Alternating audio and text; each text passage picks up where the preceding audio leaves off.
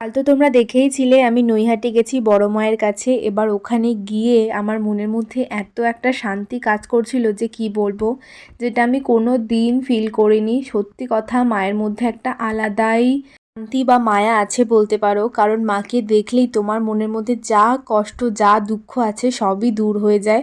আমি এখানে দাঁড়িয়ে দাঁড়িয়েও ভাবছিলাম যে কখন আমি মন্দিরে ঢুকতে পারবো। সত্যি কথা বলতে মায়ের কাছে কোনো রকমভাবে কোনো লোভ নিয়ে আমি যাইনি। আমি শুধু মায়ের কাছে গিয়ে ভেবেছিলাম মাকে আমি যা যা বলবো সেগুলো হয়তো 10% আমি বলতে পেরেছি কি আমি জানি না। কিন্তু মাকে দেখে এমন একটা আলাদাই শান্তি আর এমন একটা ফিলিংস আমার কাজ করছিল যে মনে হচ্ছিল মাকে আমি সারাক্ষণ দেখে যাই। তারপরেও আমার মনের মধ্যে যা ছিল আমি তা বলেছি মাকে।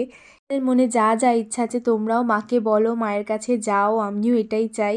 আর জয় বড় মা, ধর্ম যার যার, বড় মা সবার।